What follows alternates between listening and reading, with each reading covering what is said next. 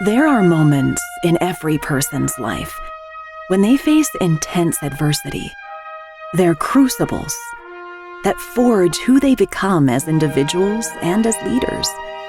Now more than ever, we need leaders who are called to a higher standard, focused on leaving it better than they found it and paying it forward to the next generations.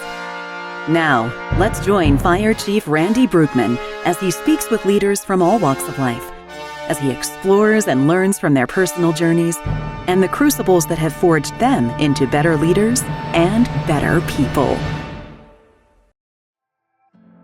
Not every leader takes the traditional path, and sometimes that's exactly what equips them to lead the next generation well. In today's episode, I sit down with Joe Bennett, Director of Fire Science Programs at Oklahoma State University. After dropping out of high school in the 9th grade, Joe built a life of service through military, fire service, and higher education. Today, he's helping shape young leaders who will serve their communities in ways we can't even imagine yet. We talk about the power of mentorship, how hands-on learning can unlock potential, and why today's leaders give us reason to be hopeful about the future of leadership.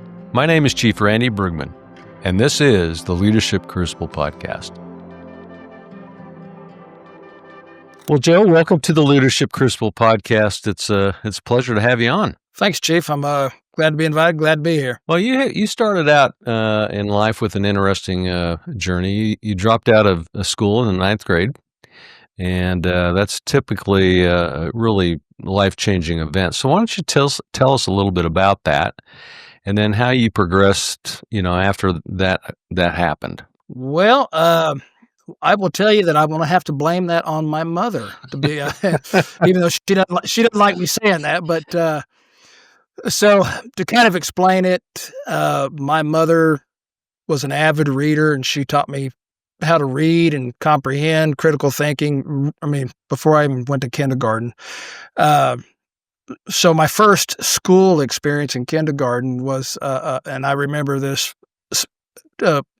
Just clear memory from kindergarten, sitting, reading that, the Dick and Jane, was it Dick and Jane reading primer, right?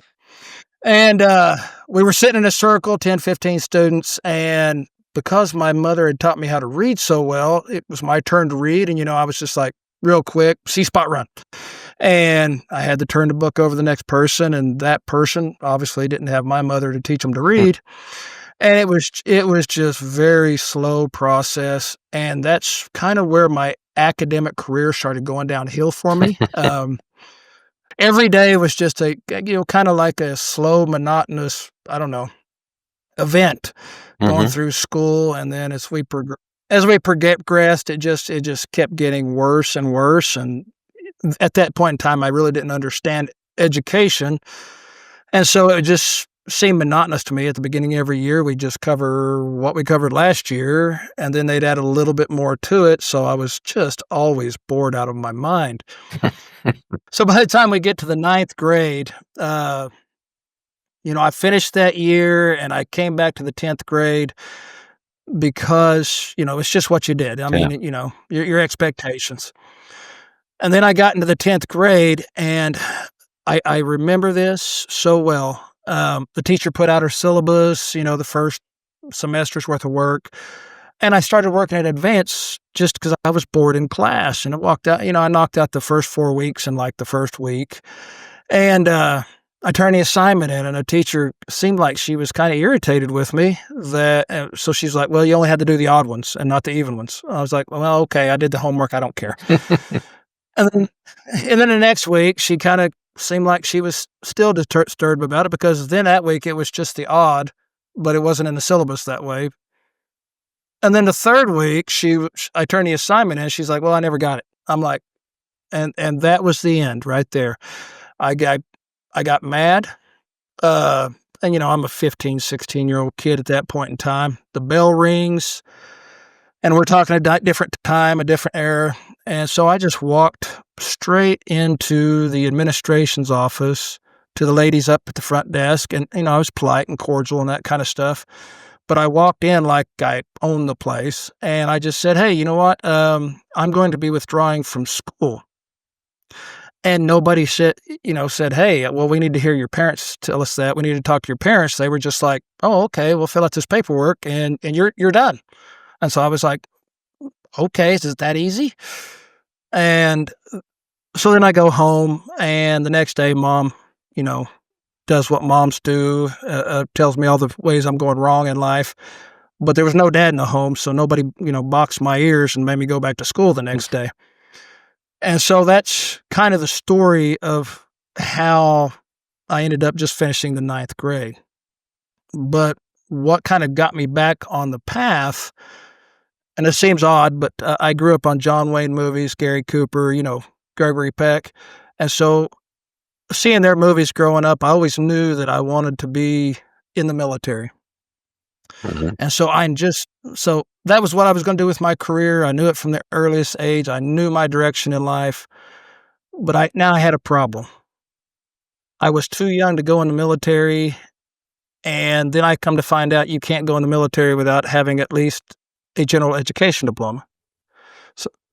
So I was like, okay. And at the time, the local junior college did all the GED testing. So I went down to the college and I took the GED and, passed it the first time, no problem. But I was still too young. So I was like, well, I was working as a busboy in a local restaurant. So I had a job, but I had nothing else to do to keep me occupied. So I was like, okay, I'll just take college classes. So the rest of my peers are still in the 10th grade, and here I am signed up for, college classes. And, and my thought at the time was, maybe I'll do the ROTC and just go in the military as an officer. And, the problem was I got into college and I was just doing the general education stuff. And what I discovered was it wasn't much more than what we were doing in the 9th grade. So I was kind of like, okay. So I finished that semester, and then I kind of realized to myself that, okay, I'm just burnt out on school. I can't do this anymore. And, I've just got to get out of here. I don't want to be a busboy in a restaurant for the rest of my life. So at that time, we had a little strip mall in town that had all of the military recruiters next door to each other. Mm-hmm. So I always wanted to be a Marine. So I go to the Marine recruiter first, and I take their little pre-entry test, and they said, that's great, but you're still not old enough. You need to come back in 3 or 4 months. Well, that wasn't the answer I wanted. So I walked right next door to the Air Force recruiter, and they were like, well, we only recruit for the reserves. And I was like, well, I want out of here. So the next door was the Navy. And I just looked at the door of the Navy and said, nope, I'm not doing that. And so the last door I went into was the Army recruiter. And the Army recruiter could sell ice to an Eskimo. He was just that talented. So he got all the pre-paperwork done, and ended up leaving the same time I would have left if I had went with the Marine recruiter. But, I didn't know any better at the time. Yeah. But at least he sank the hook and got me in the Army. And so, I turned 17, shipped out, did basic, all that stuff. So by the time my peers were sitting in their senior year, I was sitting in Germany, starting my career. So that's kind of how I found my pathway after that 9th grade dropout. So in the Army, what'd you do? Me? I was a rifleman by day and an administrative clerk by night. So if we weren't in the field, I usually worked with officers. Flashback to the MASH episode. I think Corporal O'Reilly was what basically I did when we weren't in the field. So that was pretty much it. Wow. Well, that's quite the story. I think a lot of kids today probably feel the same way with our academic system. So did you ever envision that you would go into academics yourself at that point in time? Absolutely not. I got here by pure accident, and I like to blame it on the fire service, because if it was not for the fire service, I wouldn't be where I'm at right now. Yeah. So how did you get in? How did your path take you into the fire service? How did that happen? Well, it sounds funny, but my wife told me to do it. So years later, I met this girl. She was already a firefighter, career firefighter with the department. I think she was a lieutenant at the time. And I was a construction worker, journeyman level construction worker, doing all kind of commercial projects and stuff. But she kept telling me, and I quote, "You're kind of dumb. Maybe you should become a firefighter." Yeah. Yeah. So I being the typical husband, I was like, and I admit, I up until then, I had never wanted to be a firefighter, no interest in it whatsoever. So I just kind of kept blowing her off, putting her off, and all that good stuff. But because she was a firefighter, she was a medic, she always had a medical bag in the back of her car. And one day, we're driving through town running an errand or something, and this guy was showboating on a Harley, and this little girl in a gray Mustang pulls out in front of him, and he T-bones that Mustang. And she does what she had always done. She'd done this many times before. She pulls over, and we start rendering aid. Well, I don't know anything, other than the basic, medical stuff from the military. I didn't know anything. But she started working. I mean, he had like a dislocated jaw, multiple lacerations, cracked ribs, clean tib-fib break. And so she just starts working him, and so all that she tells me is to stabilize the leg. So here I am stabilizing this broken tib-fib, blood's coming everywhere. And, the ambulance shows up, they transport him, take care of him. But at that moment, I was like, you know what? That's what I want to do. Yeah. And so that was the moment. I have to blame the fire service on my wife. She retired out after 28 years as a battalion chief. So, she still orders me around the house like a battalion chief, but it's worked out for us. Well, yeah. I mean, that just happens even when they're not in the fire service, right? True. Exactly. Yeah. So you work with a lot of young people today because you're running the fire science program at Oklahoma State, which is a very well recognized program nationally, by the way. And so, what are you seeing in our young leaders today that are coming into the fire service? Our young folk, what are you seeing with them? I am impressed, is what I would tell you. So, kind of the way our program works, I've definitely have primarily an administrative role. Monitor 3 programs, multiple instructions across the different programs. But my fire program specifically, we have a lot of young, I'm the only full-time faculty for our program. All the rest of our people are off-duty firefighters. Most of them are lieutenants, captains, a few majors. I think we even have one chief.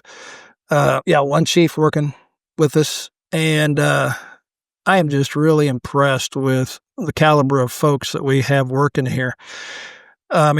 Just the ability as administrators sit there and turn over a project to them and just, let them take the lead and just knock it out of the ballpark.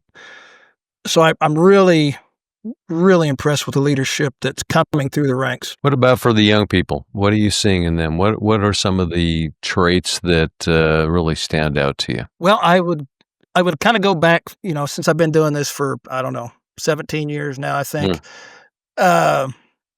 There for about 10, 15 years, I kept seeing a trend that every year the new crop of students would kind of have less of a reading comprehension level. They would have a reduced critical thinking level. And as we kept going, it seemed like it was just gradually getting worse.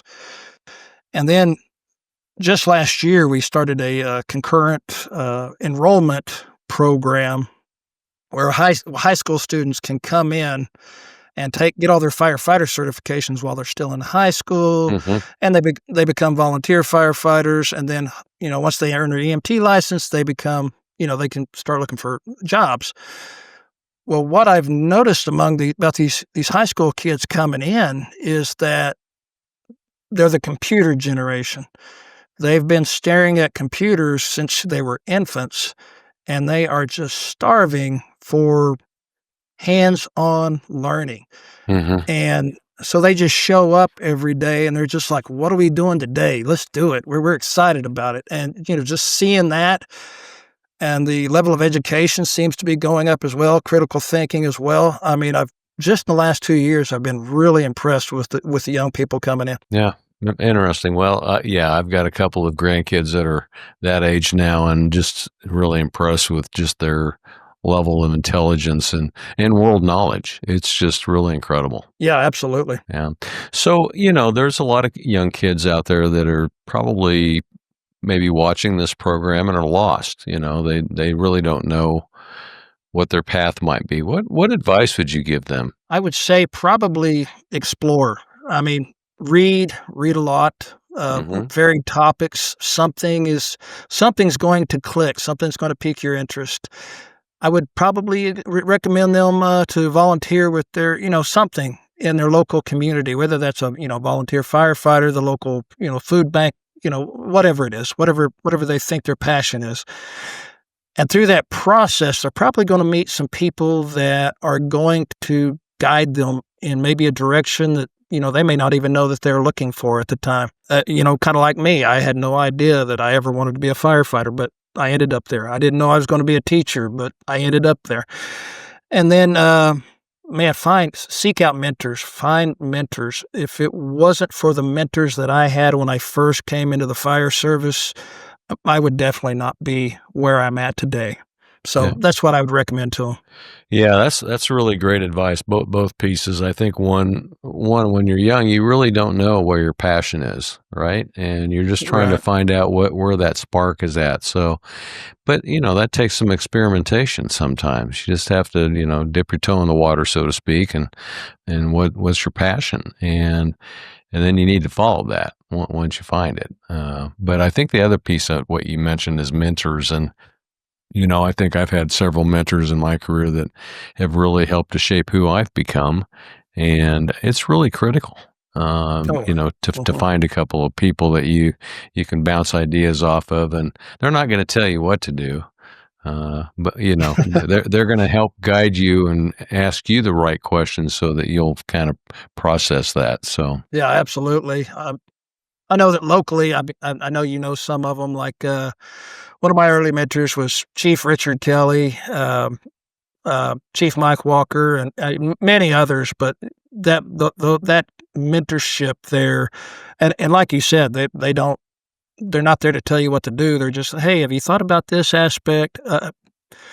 Chief Mike Walker, I would not be in education now if it wasn't for his, him pulling me office and kind of telling me which way to go. So, yeah. So, So yeah, but I mean, because you were a firefighter and a fire officer, so I was going to ask you how you tracked into the educational side of things. you go back to my wife being a firefighter. She had, she was already a paid firefighter, and she had living requirements for her fire department. So it wasn't like I could, put out applications nationally or, Mm-hmm. even very far from her department. Um, so locally, about the only place that you can get firefighter training without being hired by a fire department is through Eastern Oklahoma County Technology Center, at least back in those days. And so it was a public, or I should say a public/private. What wasn't a municipality where you were getting the training. So I went to that school, and I think it was a 29-week program at that time. Had EMT Mm-hmm. and all your fire certs involved. But just turned out that Chief Kelly, Chief Walker, Major Arnold, a bunch of other Oklahoma famous fire officers and instructors were the cadre out there. And as time went through those 29 weeks, the administrator out there, Major Sanders, they were trying to get a military kind of an academy going, and I had military experience, so they kind of made me class leader for that recruit class. And so at the end on graduation day, they were like, "Hey, how do you feel about coming back on Monday and come to work for us?" And they weren't they weren't hiring me as an instructor. They were hiring me to make it more boot campish and to work as a support person. Make sure the props are set, chainsaws are ready, that kind of stuff. Yeah. And then over the course of time, somebody would get called back and couldn't come in to do lectures, so that the bus would come and hit me, and I'd have to go deliver the lecture on a spur of the moment. And so over the course of time, I just kept developing my subject knowledge expertise on it. And I just kept growing out there until eventually 10 some odd years later, I ended up coming to OSU-OKC to manage the program out here. So that's so I can honestly say that I started as a fire instructor like the day before I started as a firefighter. So it's kind of how it worked out. Yeah. Well, it's kind of similar to me. I mean, I was a firefighter first, but soon after was instructing. So, that's kind of the path that a few of us have taken. So, right. When you look at our young people today, tomorrow's leaders, our next gen leaders, what traits do you think are really important for them to be successful? Work ethic, I would say, would be the first. And not being reluctant to get their hands dirty with the projects. I know for quite some time now, I'd say about the same time, 10, 15 years, I see a lot of young people coming in that have great ideas, great concepts, but they just want to be able to lead the initiative, not actually do the sweat equity for the project. Yeah. And I'm starting to see that change. Like I said, the new high school kids coming in, they can't wait to jump in and get after it, and they're definitely intelligent. So I think we're seeing a good trend in that direction. But yeah, for right now, the work ethic, high work ethic, and just the no fear of getting your hands dirty. Yeah. Do you think that change occurred, or was that change kind of related to COVID, the process that we went through with that, or was something else driving that? Well, based on the feedback from the kids, I think it was probably going to end up that way eventually. But I think COVID is what really, it kind of jump-started the process because, that for a year and a half, whatever it was, yeah. all the kids were 100% online, and they just, it was too much, I guess. So now they're just craving for, hands-on stuff. Yeah. Well, that's good to hear. I think that we're seeing a real trend nationally with some of our younger folks going back into the trades now. Mm-hmm. Yeah, absolutely. Yeah. Which is really needed because it's really hard to find craftsmen today. Right.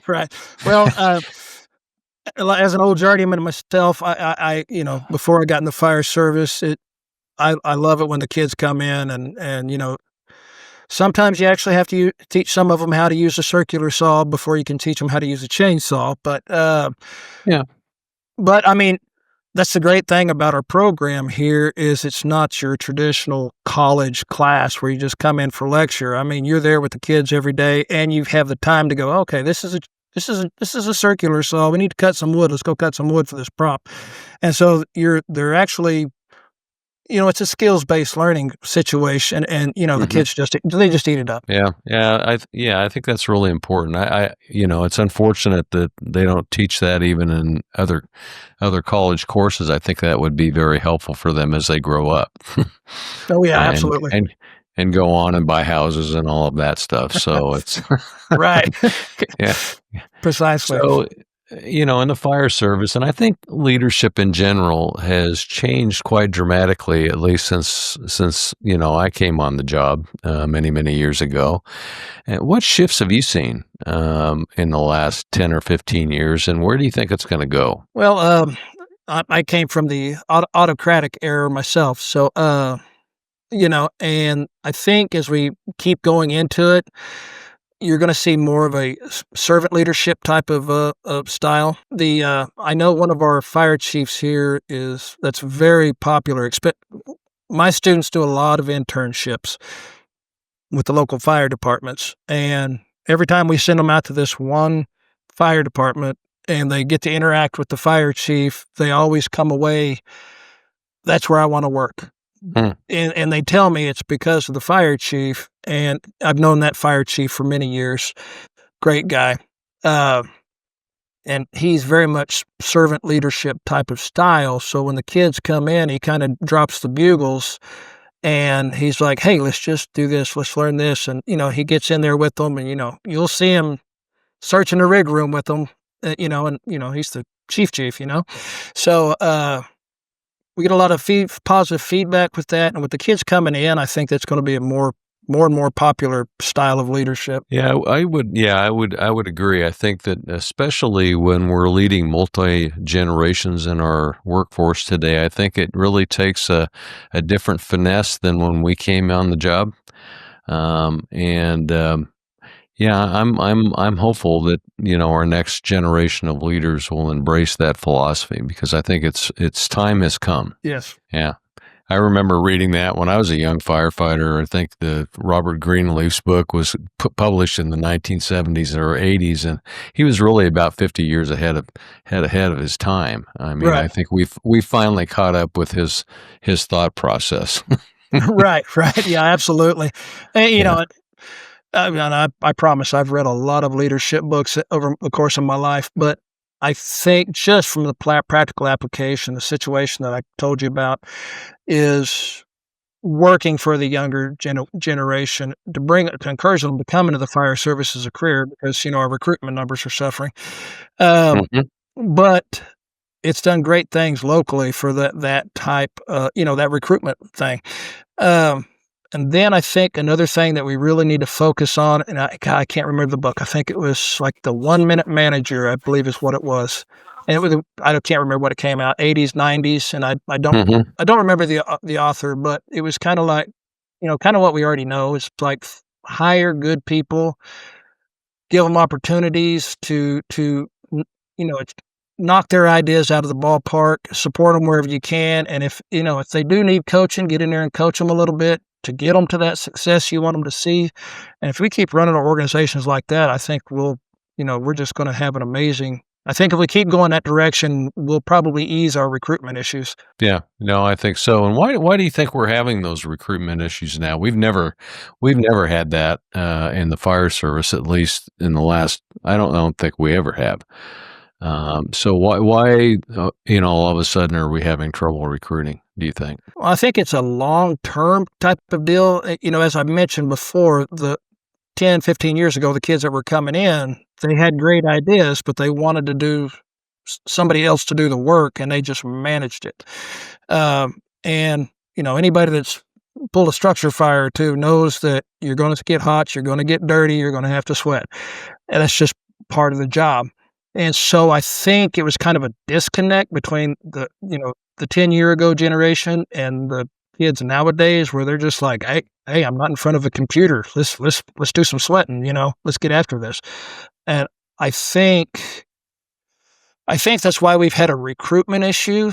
Now, I don't know that this change of attitude is going to fix the recruitment issue completely because of the birth rate that we're currently having. I think this generation is only like 48 million, and the last generation was like 65 million, and those numbers could be a little bit off. But I mean, when you're talking a change of 20 million people in the workforce, you're going to have some recruitment issues no matter what industry you're trying to recruit for. Oh, that's true, and that's a good point. It's gonna become more competitive to attract people with less people to attract. I think with the reputation of the fire service, and everything that goes along with it, the schedules, the pay scales, all that good stuff, I think we'll be able to at the very least hold our own. Now, will we probably hit the recruitment standards we'd like to? Probably not, but I don't think that's our specific issue. Yeah, no, I think that's a good perspective. So, across all professions, I think we're at a crossroads in leadership today. And so, what are you seeing right now, and in our institutions and organizations? And, what concerns you? And what do you think we need to do to, maybe bring new focus on the next round of leadership? Well, I think technology is probably going to be the big driver, with the AI generation and all that good stuff coming on. I know that there's many people that are, kind of concerned about whether they get to keep their jobs in the future with, AI taking that kind of stuff. Mhm.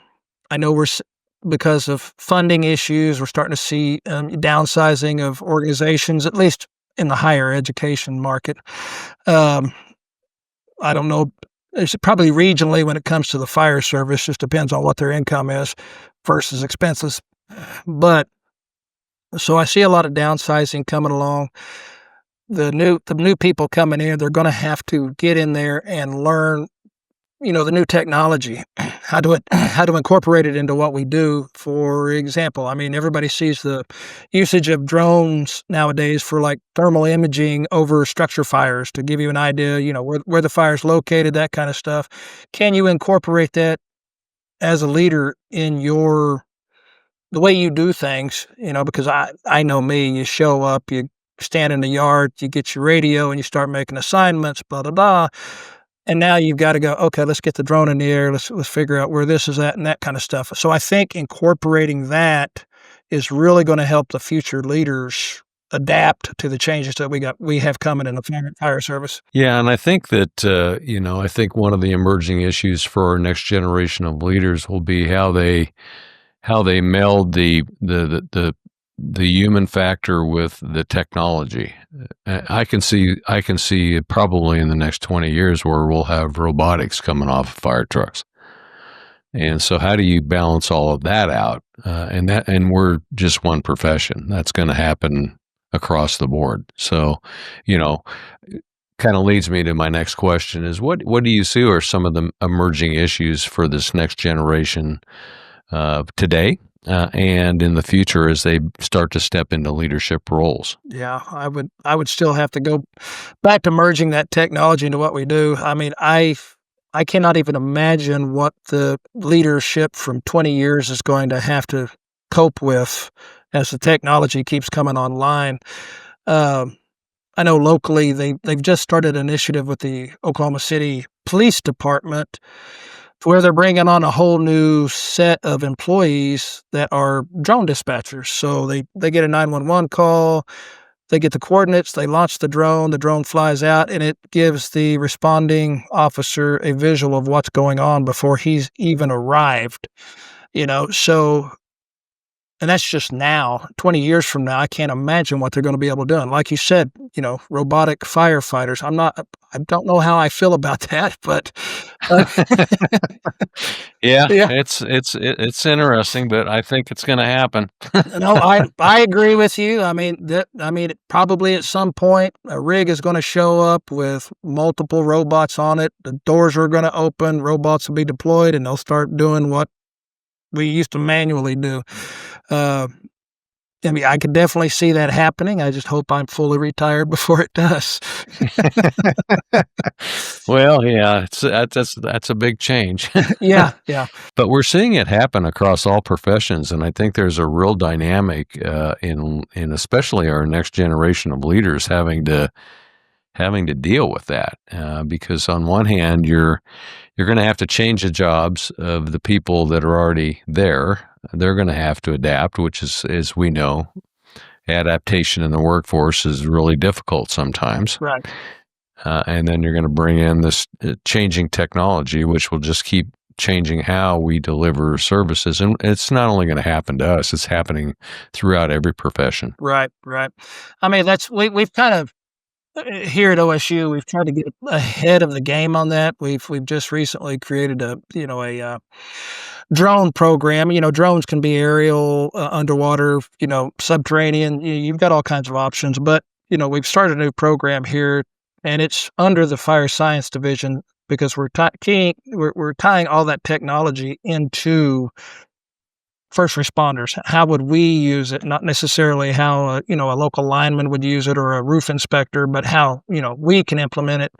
And so we offer in addition to leadership coursework and the initial entry classes, we're also incorporating that technology into what we do. So hopefully we can get ahead of that game 20 years from now. So are you also incorporating that in your leadership training classes in respect to how you manage the meld of technology and human performance, 10, 15, 20 years from now? Are you guys having those kind of discussions as well? Well, what we're looking at right now is we just revamped all of our leadership classes to kind of go along with kind of our discussion today, going from the autocratic to more of the servant leadership style. So we're introducing those concepts through our leadership classes. Now, our drone program, we just recently started, and, we're rolling out the classes little by little. Like our next class that we come out is using robotics for thermal. And the whole point of that is showing them how to use it to get the hot spots and all that good stuff, or to locate down firefighters, whatever it needs to be. And once we get that coursework developed, then we will slowly integrate that into our strategy and tactics classes. But with that being in the development phase, we're probably talking a year or two before we could probably actually incorporate the use of drone technology in our strategy and tactics courses. Yeah. So I'd like to end with a question today on legacy. I think we often look at legacy. It's not built at the end of whatever you're doing, your career, your life. It's built every day. And so what advice would you give for those that are coming up behind us now and will take over about how they'll lead with purpose and leave a positive legacy? Well, I like to hope I'm doing that by example.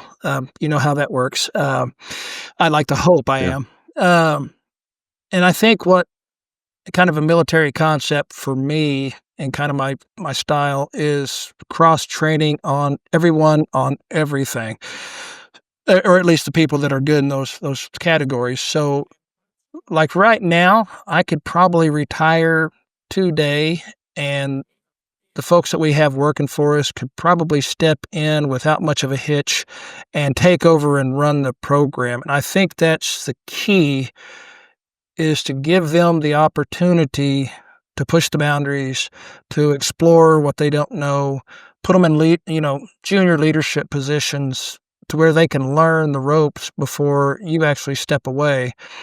And it's really working well for us. I've got some multiple key players within our multiple programs here that, again, I could step away today, and I'm full confidence that there might be just a short hiccup, but they could pick it up and within a couple of weeks probably be making things happen. And I think that's how we build that legacy, is just trying to be a good example, trying to support them, find out what their passions are, and, do what you can as a leader to put them in areas where they can explore that passion. And I think that's how we develop that legacy. No, you have great perspective. I think that's exactly right. And I think that people have done that for us.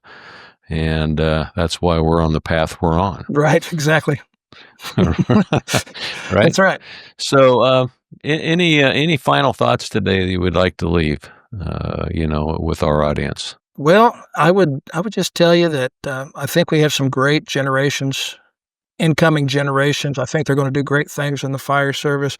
I know after 17 years of doing this, I couldn't be more positive and motivated about the incoming people. I think the fire service is going to have some hurdles with all the technology coming in, but I think we are starting to go down the right path to set up a fantastic fire service for the future. So we just need to keep going down that road. Well, thanks, Joe. Appreciate you being on the show today, and look forward to continuing connecting with you in the future. Yeah, thanks, Chief. I appreciate you having me today.